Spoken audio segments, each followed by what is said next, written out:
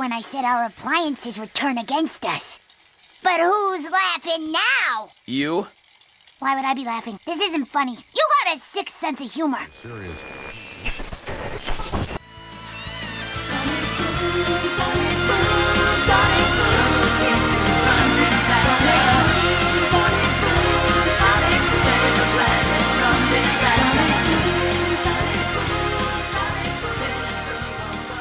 Hello everyone and welcome to episode 8 of the Sonic Boomcast. We got a special episode this week as we have someone who actually works on the Sonic Boom cartoon show himself and is writing currently the Sonic Boom with issue number 5. Welcome Bill Freiberger. Howdy! Hey, how you been? I've been good. How have you been? Been great.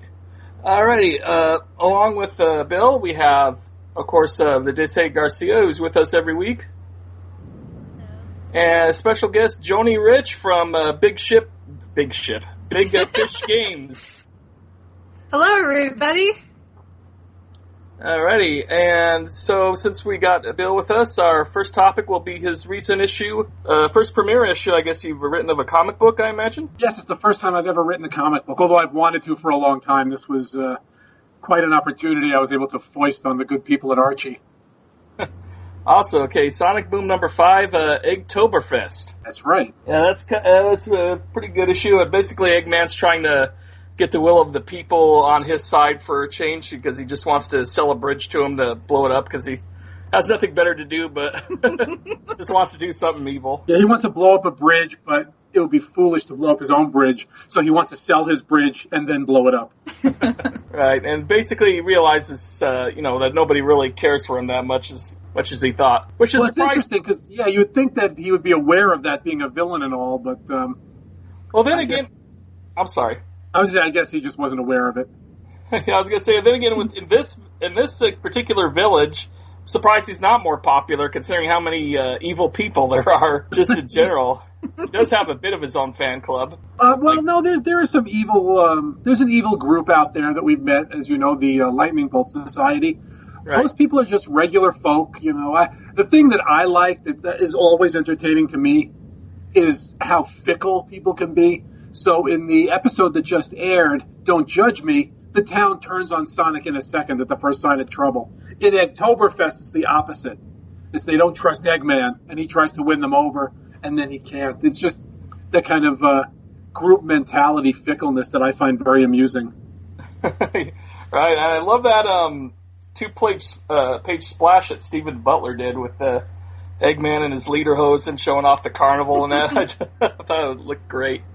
I did too. I absolutely love that thing. It made me so happy when I saw that because it's even better than I imagined it. Yeah, Stephen Butler's... He's not the absolute best artist, but what I like about him is he can adapt to pretty much any art style and work with it. And he was very on model with all the Sonic Boom characters. And yeah, he really was. Because when I was first talking to Paul Kaminsky over at Archie about doing this, he said, "I have the perfect artist for you." And it was Paul. It was Stephen Butler, and Paul was absolutely right. Yeah. That was a heck of an issue. Now, will you be doing any further issues up in the future? I don't know yet. They're so far planned, and they're planned so far in advance, and also with this big crossover. I think that everything got pushed back. So they didn't know, I guess, if Sonic Boom was going to be part of the crossover or not. So once that happened, they have enough issues for a while now. Some of the other TV writers have written issues. Denton and Hahn have written 2. Sam Sandak Freiberger has written 1. Plus, there are 2 coming up that Ian wrote, then the crossover, and then I think there are another couple that Ian has in the hopper. So, it's going to be a while before they need more. Alrighty, now, let's see, you recently wrote a issue that, being an episode that recently aired, How to Be Evil. That was the first episode with Soar the Eagle.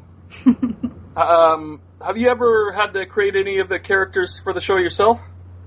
I don't draw, so I don't design any of the characters, but a lot of these characters come from either myself or the writers.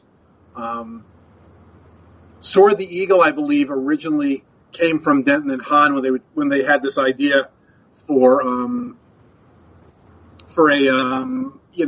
motivational speaker, and they were very specific. They wanted to have the headset and that kind of gym teacher shirt. Yeah, the pink polos. Yeah, it looked like with the little logo on it there. And then, of course, once we had Soar the Eagle, we didn't need a motivational speaker in many episodes, but we did need some TV personalities. So Soar the Eagle kind of morphed into a general television personality. He sometimes hosts motivational type things, but also very often he's the newscaster who goes into the village with the microphone to ask questions. Yeah, as we saw in the very latest episode, Don't Judge Me. Yes. I find it ironic that there's a lot of, I guess, kids or Sonic fans out there that criticize Soar. They think Soar looks kind of like Silver, and I just don't see that whatsoever. Yeah, that does seem kind of odd to me. It's like I could see where you might say, oh, it's just like Jet. But it's obviously, it's a completely different animal that we're working with here. Right. That doesn't make any sense. Maybe a little bit in the eyes, or maybe they just think all white Mobiums look the same or something. You got me. I could see certain comparisons, but that one caught me in left field. That's true.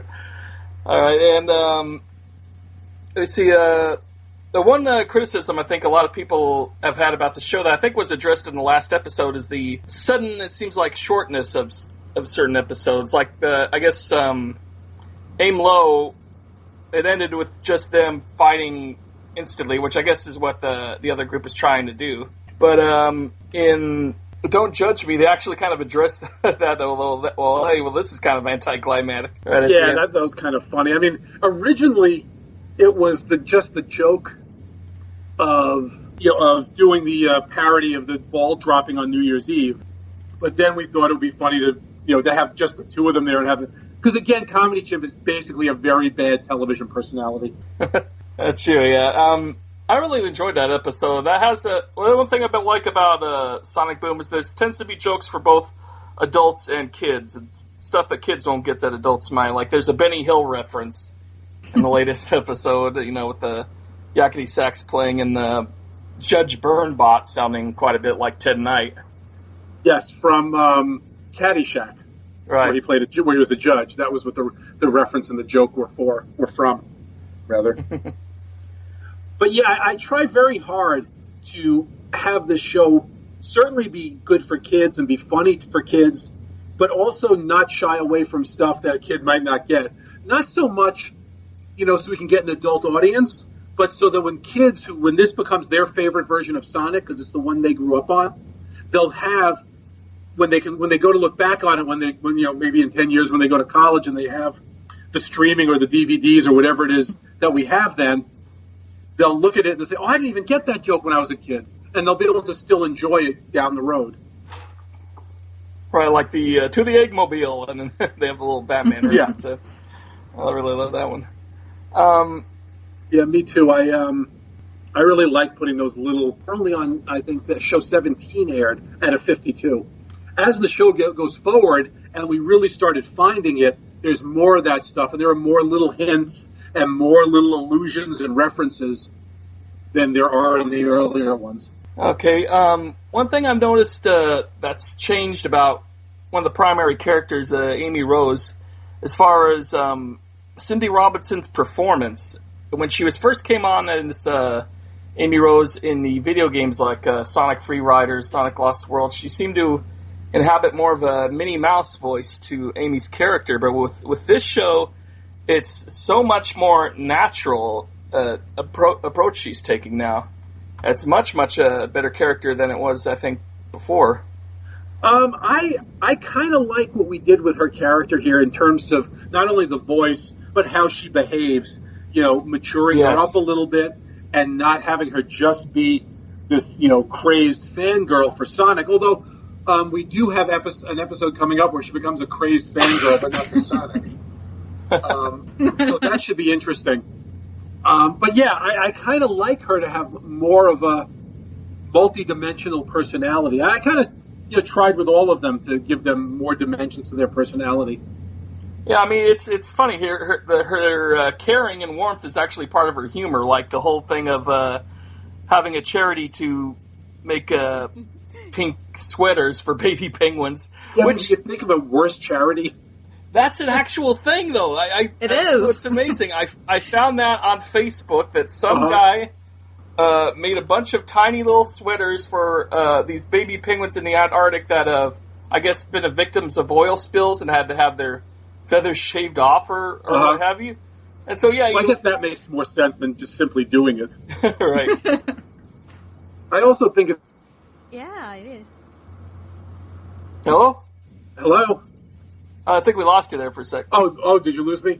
I was saying I think it's kind of amusing that not only does she have this silly charity, but she actually has most of the work done, and they just can't get the sweaters to the penguins.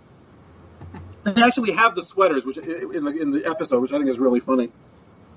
And the penguins are 2D art. That's another thing I'm enjoying about the show is that we still get little bits of 2D art mixed in with the 3D models themselves. Yeah, that was an interesting take from the people, and we do who are our partners in making this. There was a decision early on that photographs will all be 2D, and the deep backgrounds will also kind of be this oil-painted 2D, which I think is just, beautiful. Yeah, I think it really does add to it.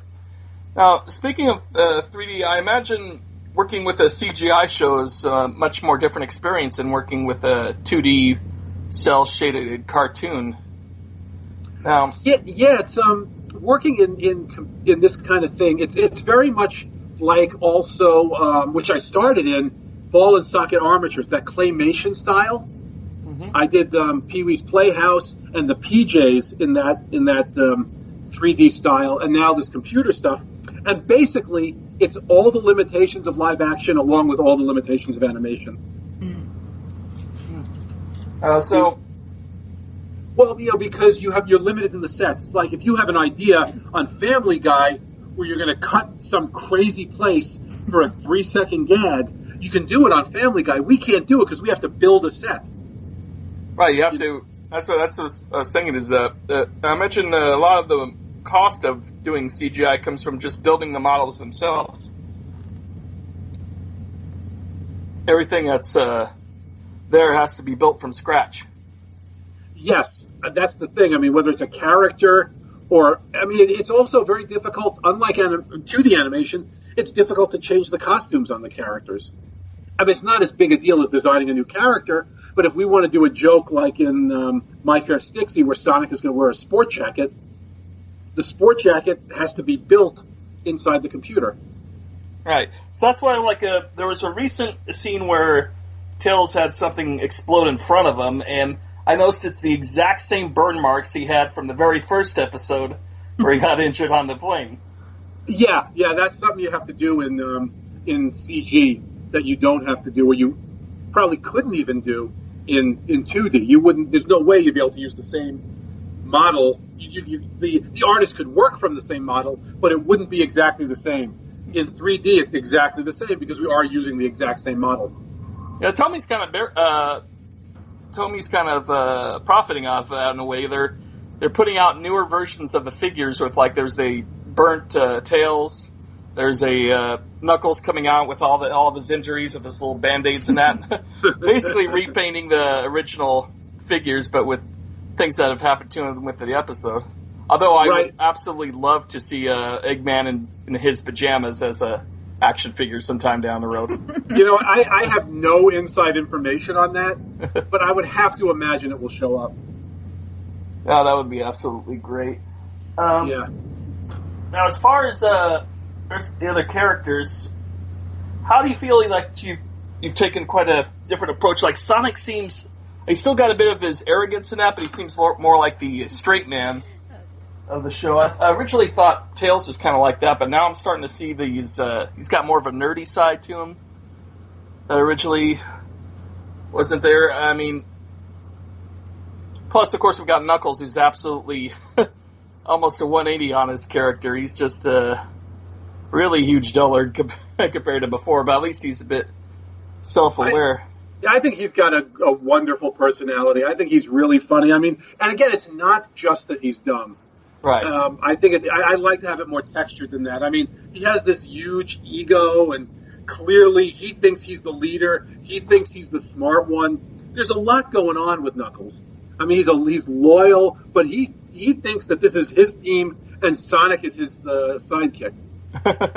You know? Yeah, it's kind of true, because I noticed besides him wanting to call Sonic to call him Knuckles Jr., I guess there was that fantasy scene where Sonic's like, oh, I want to be just like him with that when I grew up. So he definitely seems to see Sonic as his junior. Yes. Almost like Sonic sees Tails. Exactly. Yeah, and then there's Styx. There's some people who absolutely love the character, and some who don't really care for her too much. How exactly did Styx come about for this show? I can't speak to that too much because Styx was there before I got there. But I believe Styx was created for the show to round out the cast because, you know, you're going to do 52 episodes. We kind of needed another female character that could be part of the gang. And an original character, I guess, seemed like the right idea at the time. Now, in as far as production goes, was she there all the time? Because we noticed there's one episode that she's in, but she doesn't say a single line. And let's see, the very first episode, she's not shown at all. She was in a draft of the first episode, and we just felt there was too much we needed to do, so we didn't bother to put her in. It's interesting. People keep saying we need to have an explanation, an origin story, you know, of Styx. But that's only because Sonic is a pre-existing character. If this were a TV show and none of these characters existed before, they'd be introduced exactly the way they're introduced now. You just kind of see them in action. Mm-hmm. You'd hear a little bit of their backstory as time went on. But because the other characters are part of something that existed before, people are saying, introduce Styx. But, you know, we have introduced Styx. We introduced her personality. We introduced, you know, some of her beliefs. We introduced, you know, her relationships to the other characters. We just didn't sit down and say, oh, Styx was born here and they found her here. Because to me, that's not that interesting. What's interesting is who she is and how she behaves. That's pretty true. I mean, before the show, there's quite a few fans out there that were kind of like, Tails Styx fans. But then when you actually watch the show, you realize their personalities are like oil and water. They don't get along too well. Yeah, I mean, they all get along okay. I mean, Styx is kind of a wild card in general. And right. The interesting thing about her is I think very often she's, you know, they say, you know, what the author's message is in something. Styx is my author's message. I write her. Those are a lot of my actual beliefs. So people think that we're really just making this extreme character, but in fact, a lot of the things she says, if you watch the show, almost always every crazy thing she says turns out to be right.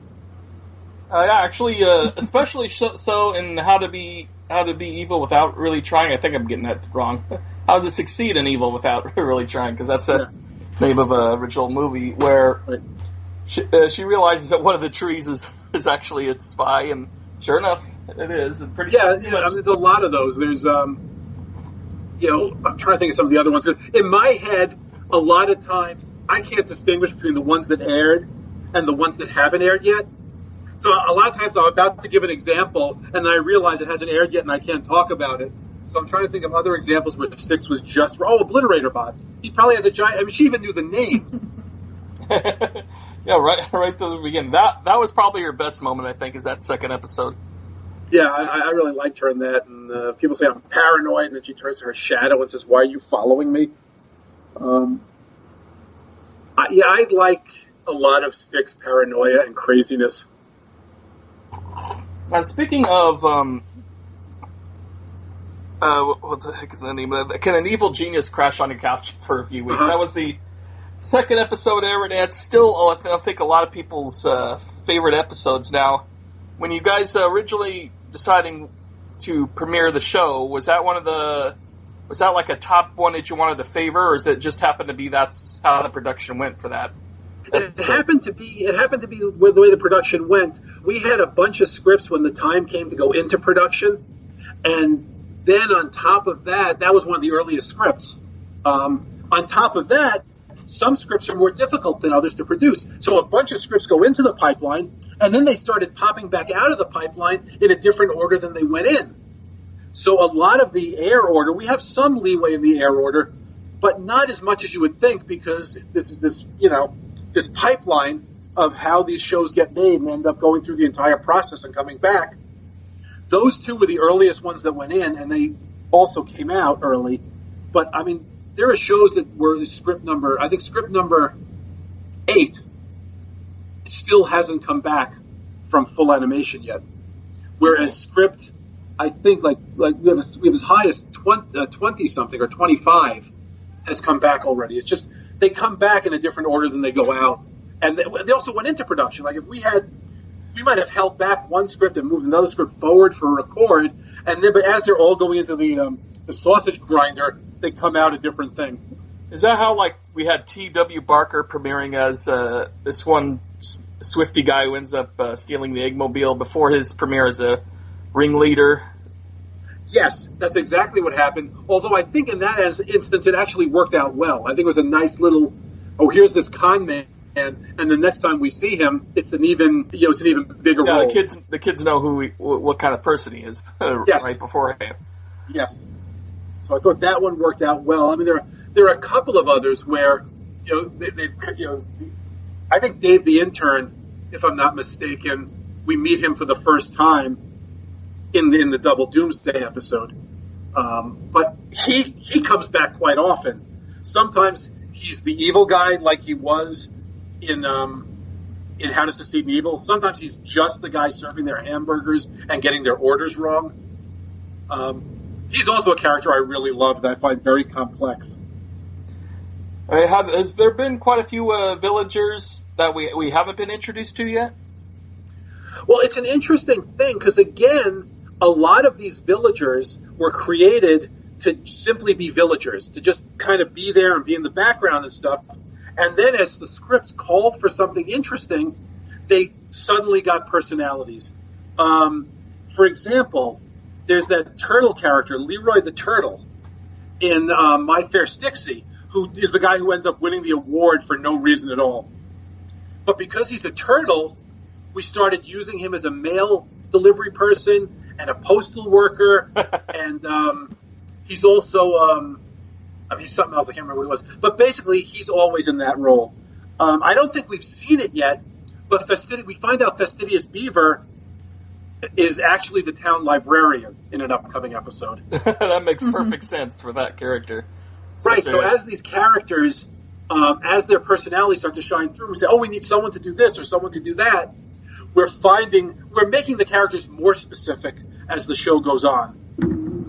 It kind of reminds me of like the rest of the cast of The Simpsons, where you get to know the whole neighborhood over a span of a few seasons. Right. I mean, that's kind of what we're trying to do, is really build this world and have these characters that are unique. And, of course, there are some instances where maybe the same character will appear twice but have two different voices, because we were still finding what he was at the time. But hopefully that'll clear up as things progress, and it will become more consistent. Okay. I'm trying to think of something else right now. Does anybody else have any questions for Bill while he's here? Nope. Really? This is an opportunity of a lifetime. But thank you for doing what you're doing, because I watch the show every Saturday morning, and I get up again just like I did when I was a little kid, and I love watching it. So thank you. That's great. Thank you. I'm really glad to hear that. I try to do a really good show. I try not to be cynical and just, the kids will love this. I try and, that was actually Comedy Chimp saying that. The kids are going to love this. Not that I could think of. I want to do a show that people can really enjoy and can work on different levels. So I'm glad that it's not, I'm happy that we have our 6 to 12-year-old audience, but I love that you guys are enjoying it too. Well, thank you very much. All right, Joanie, I guess we're going to talk a little bit about Sonic Runners, which is kind of out now. I mean, it's out in Canada, it's out in Japan, but technically it's not out here. Yeah, they've already soft launched it in a couple of countries, which is typically what a lot of mobile games will start out as, and then they'll wait to see what results they get from those countries, and then they'll do their big launch in the U.S. and some of the other countries that'll give them the most revenue. Yeah, I remember last year, pretty much every Sega mobile game came out like 6 months ahead over in Canada before they came out here. Yeah, Canada is a very good test market. So is that their way of like testing out what works as far as microtransactions? If people favor a certain way that happens?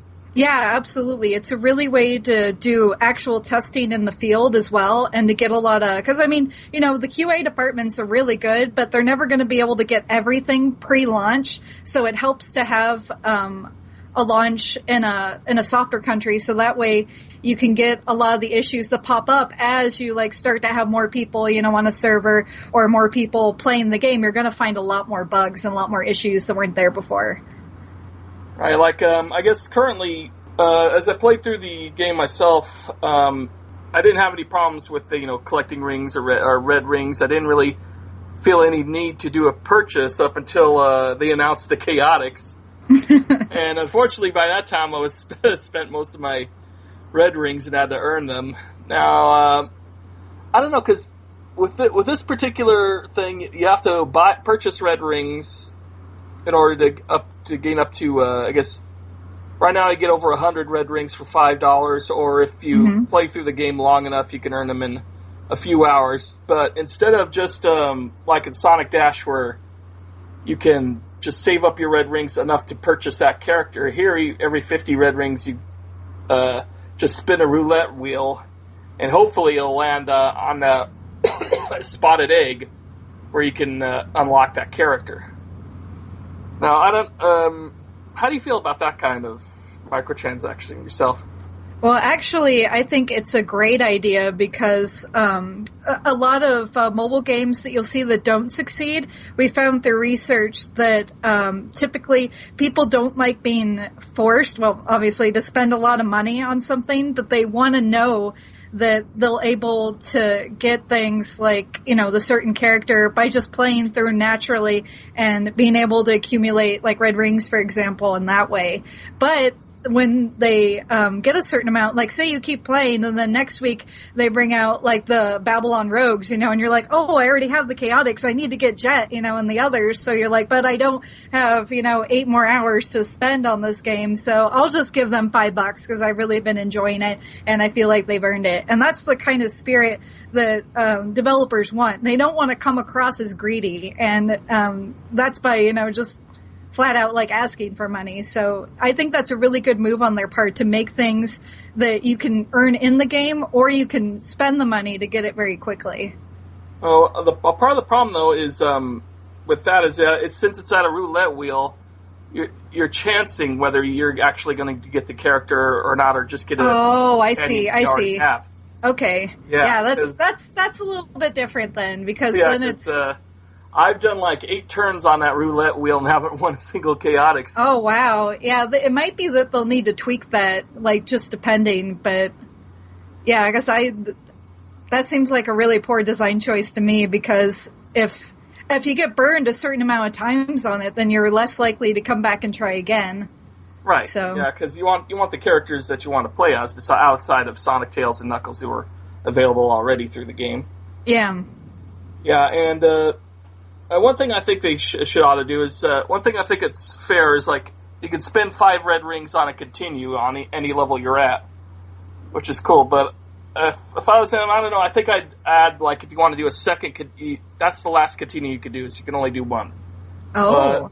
Say if you wanted to do a second or a third continue, maybe spend an extra 10 rings or 15 rings. Yeah. It is a challenging game. It's a very fun game, but it's very challenging. The way it works is it plays kind of like a Sonic level on auto run. It plays a little like, what can I say, like Cobalt mixed with Jetpack Joyride, because it gets a real high speed. Okay. Starting with the second level.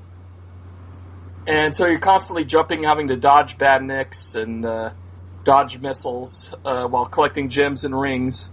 And it goes, the first one is the slowest speed, it's just the starter. Mm-hmm. Then you speed up a second level, speed up a third level, and then the final level is a top speed where you're going just super fast. There's no rings, so if you get hit twice, you die. Oh, wow. Actually, it can also get hit if you get hit and your character can stumble during that time and fall off a cliff. Oh, wow. That way. So, yeah, it gets really hardcore. It makes it very enjoyable. I've never actually finished top speed myself. So are there levels beyond the top speed, or...? That I don't know. I've only gotten to top speed. And my best score right now is just like 600,000, but I know people have gotten like a score of 1 million or so. Oh, wow, yeah. But yeah, have you played Sonic Runners, Angelita? No, I have a really weak cell phone. So I tried playing it on my phone, and then it crashed on me. I'm like, I wouldn't even bother. Oh. I just got a brand new LG Optima, switching from my old Kyocera. I have a real cheap Kyocera. Oh my god, this thing is great. It's just very fast. For some reason, I get 4G internet at great speeds, and it's a real nice phone. Anyway, I'm going off topic there for a sec. But yeah, I mean, we know from assets that have been leaked that there's going to be like Blaze and the Team Dark, Team Rose. Amy's available if you can get, I guess, 10 of your friends to sign up with the game, and that's a little bit of a problem because if you got people on your friends list that are Sonic fans, more than likely they're going to own the game. Uh-oh, yeah. It's kind of hard to get them to join get Amy Rose through there. So is it just like that you have to invite them to play the game, or you have to be friends in the game? You have to invite them to download, I guess, the game, and if they download it, that goes towards you getting Amy Rose. And I think you can get 10 red rigs for that, too. Okay. Yeah, so overall, though, it's an incredibly enjoyable game, even more so than Sonic Dash, which surprised me, because as far as mobile games go, that's a great one itself. How do you feel about Nintendo now as joining the mobile market? Well, they're definitely late to the party on that one, but better late than never. Yeah, I agree with that. Like, Sega's been in the mobile market for a long while now, and they've really been making a killing on it. Like, for example, App Annie, which is one of the big industry leaders in just collecting data on mobile, they released their top 52 highest earning mobile publishers of 2014 at GDC this year, the Game Developer Conference. Sega is number 13 and the highest grossing. So that's amazing. Nice. That's great for them. Yeah. I wonder what their biggest game right now is, because the only one I know I'm enjoying that's not Sonic as far as Sega goes is like Chain Chronicle or Crazy Taxi City Rush. Yeah. I would say that I did a little bit of research into a couple of their games, and you can actually do a little bit yourself through App Annie or through thinkgaming.com, which is where I found some of my info. But like typically there are games that they sell, like for example Sonic CD sells for like $2.99 as a downloadable game that you just pay for once and you get to play. Like they make, like, it's estimated about like 4K a day just on that alone. So you think about all those SKUs or games that they have on there that are each generating that little bit of amount. And then you have their games that are the free-to-play games that you don't spend any money up front, but then you buy all the marketing purchases inside the game. Those can make anywhere from like $20K to, if you're really amazing like Clash of Clans, you can make like $1.6 million a day. I'm going to try Clash of Clans because that thing just makes bank.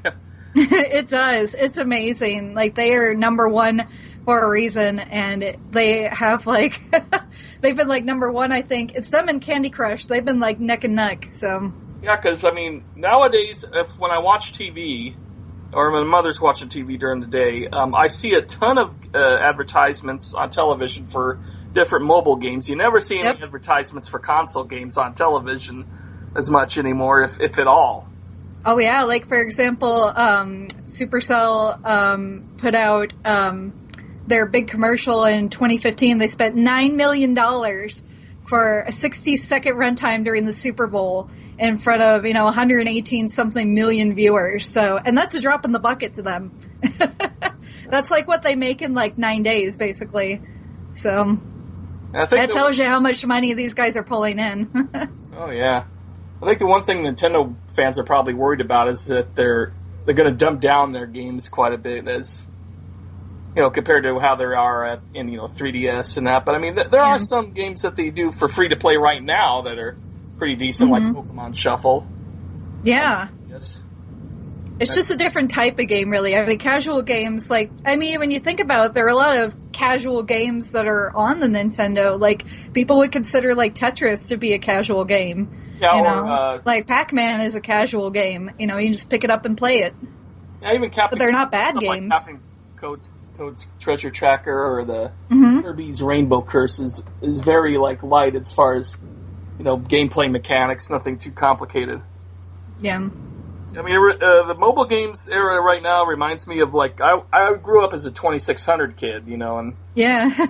in those days, those games were incredibly simple, but they can still be very fun. Absolutely. So, it's very interesting to see where Nintendo's going to go with that, and I hope it doesn't affect their sales on, 3DS or Wii U as far as their big-name titles go.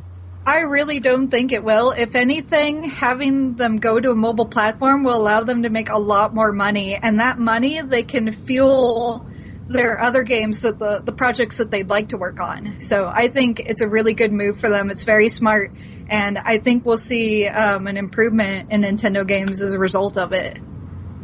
Yeah, plus they could probably still profit more from merchandising through mobile games as well. I mean, Angry Birds for a long time was the oh yeah, was the biggest and thing they're still making money. Yeah, and Minecraft as well, although that started as a PC game. Yeah, Minecraft, for example, makes about 37,000 a day, I think. So there's still a lot of people downloading it and playing it. So it's amazing the way that goes. All right, thank you very much. That was great conversation. That's probably one of the better episodes we've had on the shows this week. Thank you so much for being on, Bill. Oh, it's my pleasure. And thank you, Joanie. I really appreciate having you. Absolutely. It's an honor to be on here with you guys. All right, Bill, is there anything else you could tell us about any future episodes coming up soon? No, I mean, they really like me. They'd be tight-lipped about anything coming up in the future. No hints. Alrighty. No hints. Unfortunately, I wish I could give a couple of things to kind of lure people in, but Sega likes it to be, the announcements to come out when they come out. Has Sega said anything about how if they're happy or not with how the ratings have been? Because it's been a blockbuster show for Saturday mornings. Yeah, I mean, the ratings have been really good. We've been pretty happy. I know there are a couple of forums out there where they seem to think that the ratings are a colossal scam.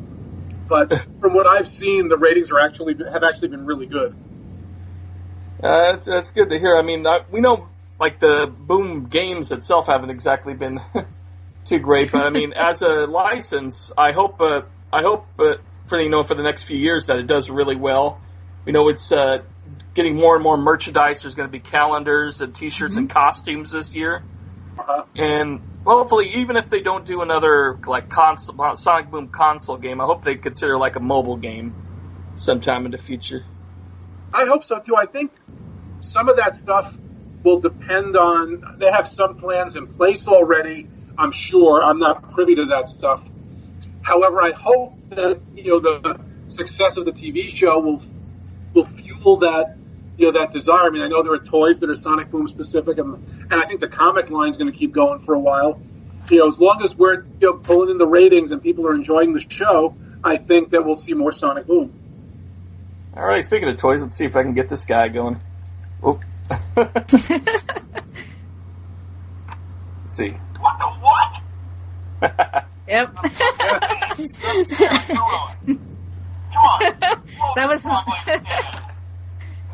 That was my favorite toy that I got for Christmas this year. I was so excited. Did you get the smaller one or the bigger one? I got the one with the chili dog. That's the only one you need. That's the best one. Lucky. I got the smaller one. They didn't have the one with the chili dog when I went to buy them. Oh no! Yeah, I think hopefully it was a run on them, so many people wanted them. They'll make more. Yeah, think they came out at separate times. Like Tails Plane just came out like about a month and a half ago.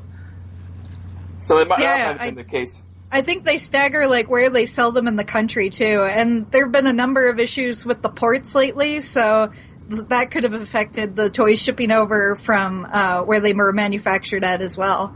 I would love to see a Styx talking plush. I can only imagine what's coming out of her mouth. All right, and with that, I think I'll wrap it up. Thank you guys so much for being on the show tonight. I think we had a really good one here. All right, thanks for having me. Yeah, Thank you. Same here.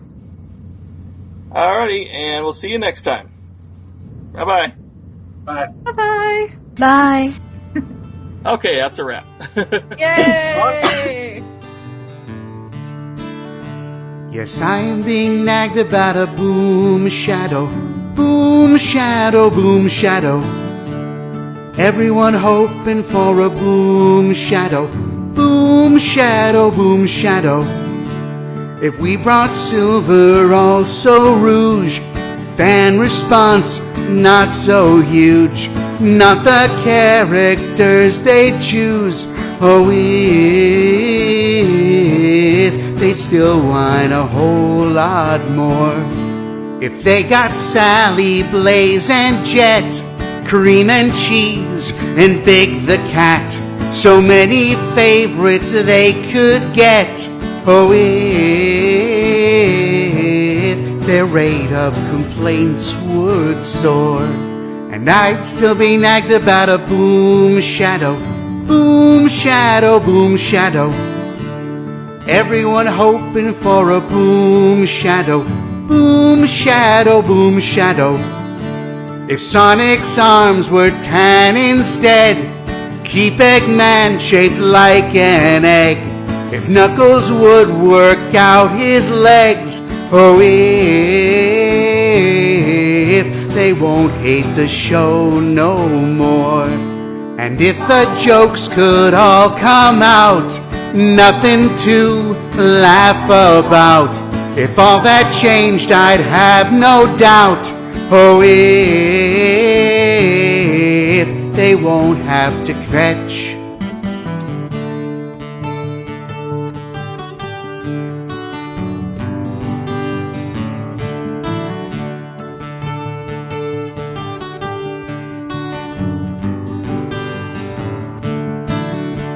So are we gonna see him? Please tell us, Mr. Mike. When are we gonna see him? 'Cause he's the only thing we like. I'm being nagged about a boom shadow. Boom shadow, boom shadow. Everyone hoping for a boom shadow. Boom shadow, boom shadow. Boom shadow, boom shadow. Boom shadow, boom shadow.